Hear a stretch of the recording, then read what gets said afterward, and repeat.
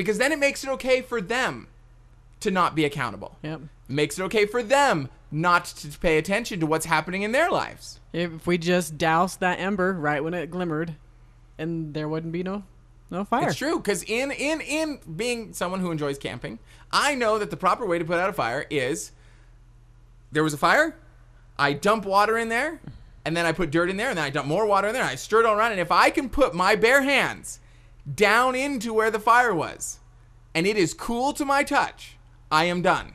That fire is done. What if we took that care with relationships when there was a breakdown, when there was something that didn't work? Not that I notice something doesn't work for you, but only when something doesn't work for me. Because I can't speak for you. Right. And how many people spend way more time speaking and assuming for the other person rather than speaking for themselves when it doesn't work? They play the assumption game and the judgment game, and they spiral out of control. We do this in every aspect of our life as humans. It's not just in relationships, personal relationships, like romantic relationships. It's in every relationship, because we have a relationship with everybody, everything on this planet. We have a relationship with the grocery store clerk and the gas station attendant just as much as we have a relationship with our congressman, or with the mayor, or with the president, Or the guy walking down the street. And we are as accountable to handle things when they don't work with our government or with our church as we are with our husband or wife or significant other. We are as accountable when a law is passed or put up to be passed that doesn't work for me.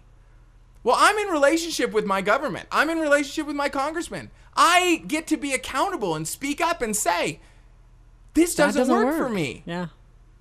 Because how much is it a mirror of our lives? That if I would assume that people who do not take the initiative and speak their truth in their relationships when things don't work for them, they're probably pretty apathetic about politics or about their jobs or about anything in their life. It's a mirror. It's like an extension of them. That when there's a breakdown in government, they're like, oh, well, it's out of my hands. Someone else made that Nothing I can do. Nothing I can do.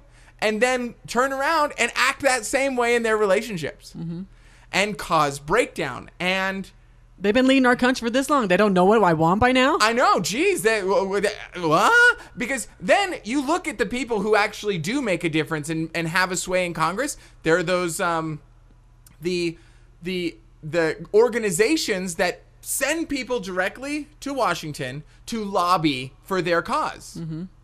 Because they're taking an active approach, saying, like the Sierra Club or PETA or all those organizations.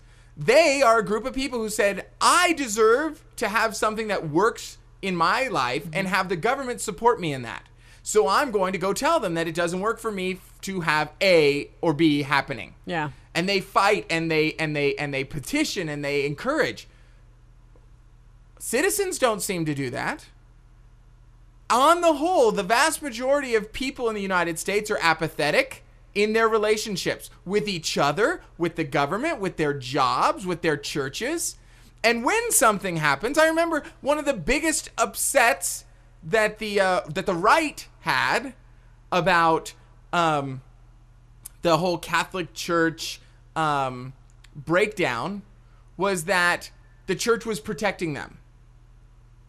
That these priests had done these things, and rather than turning them over, they were protecting them, and da-da-da-da-da. They were making it okay. People want accountability, but they don't want to go so far as to maybe stop going to church because that doesn't work for them. Whoa. I mean, if we talk in the commercial sense with our wallet, if I all of a sudden find out that, I don't know, McDonald's does cruelty to chickens, and that's important to me, am I willing to talk with my wallet? Or do I just assume it doesn't matter? Or that I'm far enough removed from the issue that it really doesn't bother me that much. Right. It's not that important to me.